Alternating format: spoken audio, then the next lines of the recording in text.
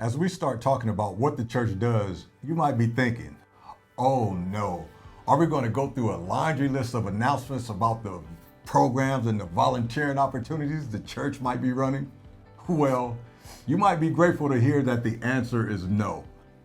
No, we're not going to do that. In fact, the stuff we talk about in this video is crucial, but it's definitely not comprehensive.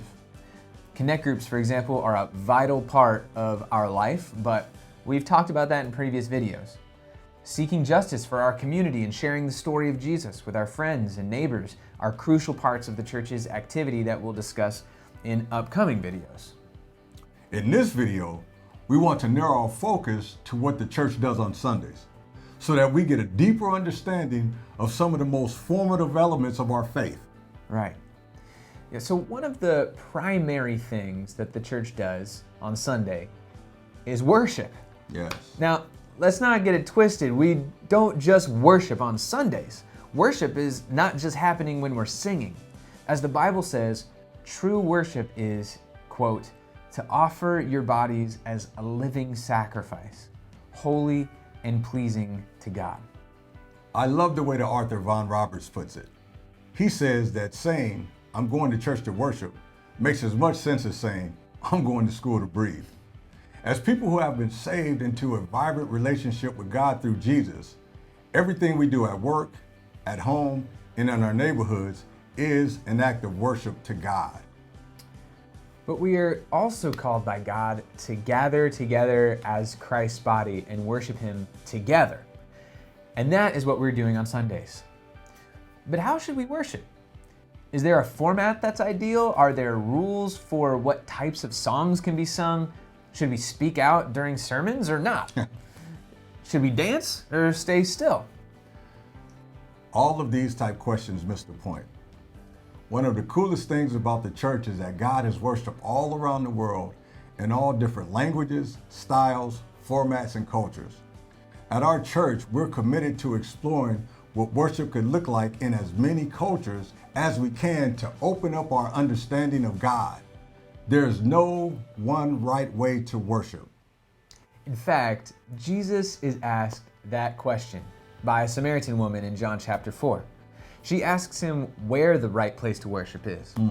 And he says this, "Yet a time is coming and has now come when the true worshipers will worship the Father in spirit and in truth. For they are the kinds of worshipers the Father seeks.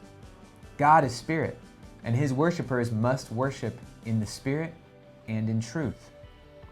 Jesus is saying what's really important in worship, what the Father really cares about, is that we worship in spirit and in truth.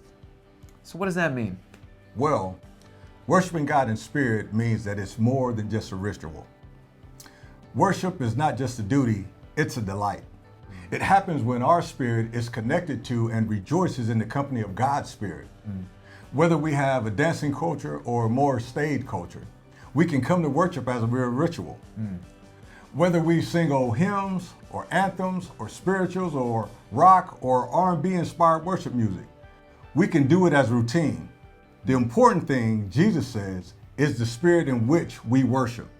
Right, and He also says it's important that we worship in truth. That means what we sing, the words that are preached, the content of the service is actually important. Yes. It's important because it communicates something about who God is and His relationship with us, and it's crucial that the content of our worship is true. Because what good is it to genuinely worship a false God? And this is why our worship is focused on Jesus. Because in Jesus, God revealed Himself, His character, His purposes, His kingdom, and more clearly than anywhere else. In Jesus, we see who God truly is. When that Samaritan woman heard Jesus talking about true worship, she figured the Messiah would tell them what they needed to know, would tell them the truth about God. John 4 says this, "The woman said, I know that Messiah, called Christ, is coming. When He comes, He will explain everything to us." Then Jesus declared, "I, the one speaking to you, I am He." You see, when we focus on Jesus, when we worship Jesus, we worship God in truth.